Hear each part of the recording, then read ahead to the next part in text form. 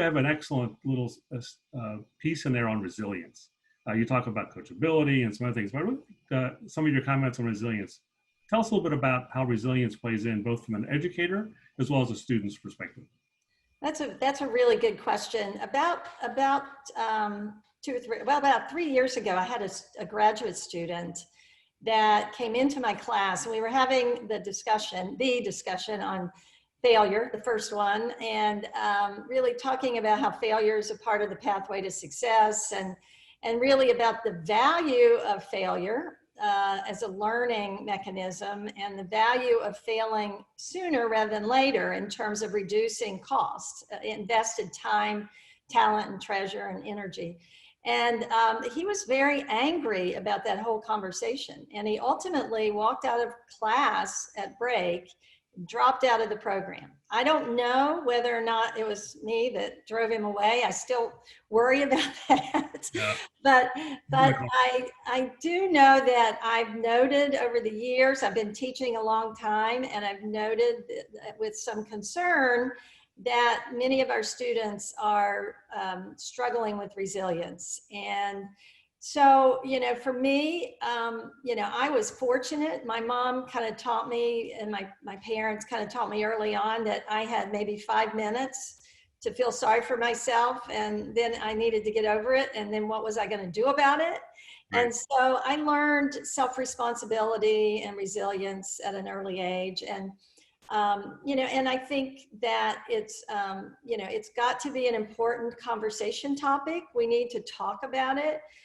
We need to bring in people that have dealt with failure and have them honestly talk about it. And we need to reframe the way we think of failure as in terms of it being a positive thing that can help us grow. And there's an element of patience that goes along with that, because at our darkest times, I think if we can be mindful and we can sit back and we can be patient and trust that we're growing and that our time will come, then it can take some of the pain off of that. And I was so sort of interested in what happened and sort of really affected by that experience with that student that I decided to spend more time doing research on the topic.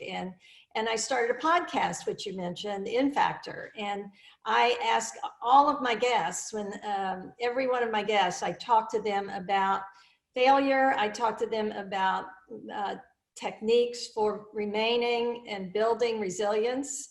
And I talk to them about persistence. So, because I just think it's a really important conversation topic. And it's, it's something in fact, with COVID-19, now I'm seeing all kinds of other people that are looking at the topic of resilience.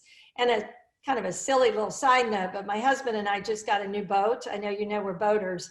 Our previous boat was a sailboat named Opportunity. Now we got a power boat and the name's Resilience. So I love that. That fits that to a T. Well, you have to make sure that you get that information to our former colleague up at Dayton, Bob Shelley. Yes, yeah. Who still had he still has his boat. He had the coolest boat name, Wave Sign. So yeah. Sine Wave. I think it was Sine Wave. Sine Wave, yeah. But no, again, very powerful ideas right there for us as educators, but also for our students. Because it's not something that we would be naturally talking about. Entrepreneurship obviously can come from anywhere. Value can be created anywhere. Venture creation can happen in a variety of settings. But at the same time, there's a common business model that underscores that and underlies that can be very frustrating. It can really be something that is difficult to get our arms around. So it's a great research topic, a great classroom topic, and congratulations to you on doing that.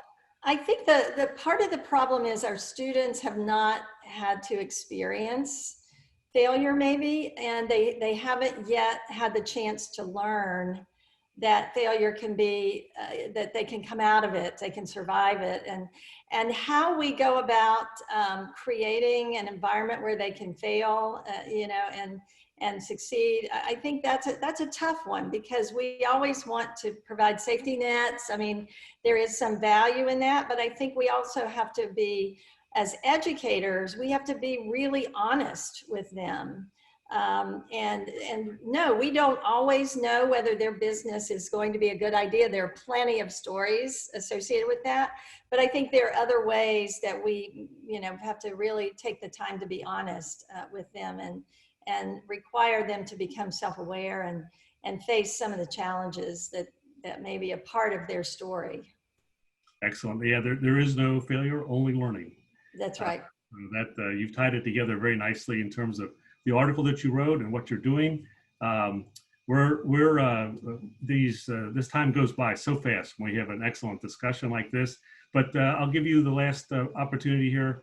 Any words of wisdom that you'd like to share for a new entrepreneurship educator as they head into the classroom? Oh, that's a great question. I think it's about looking. It's just like what we've been talking about, being self-aware and looking at where your strengths are and where you can bring value to the discipline.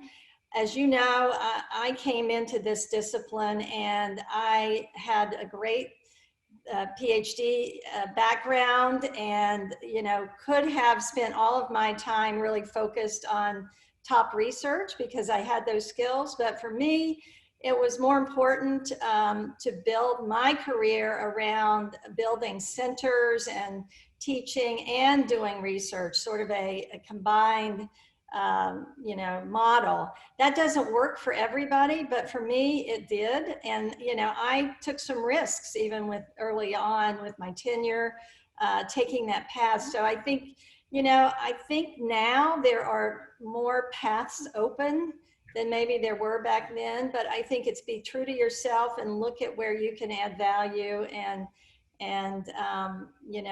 have fun with it, because this is one of the best jobs ever, working with these students. We've all been having way too much fun all the way through with this stuff.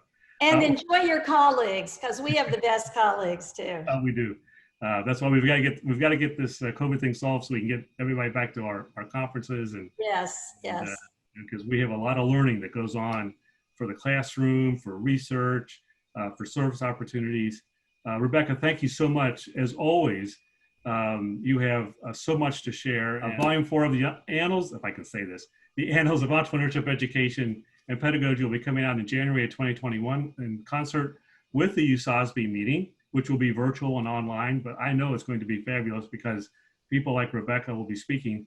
And wherever you are in your career, I hope that the sharing that Rebecca did today will inspire you to do more, and definitely pick up a copy. It's free for all USOSB members. So wherever you are in your career, I know there's an article in there, multiple articles in there that will help you and inspire you in your work. Rebecca, thank you so much. Have a great rest of the week and weekend, and hopefully we'll see each other soon. All right. Thank you, Chuck.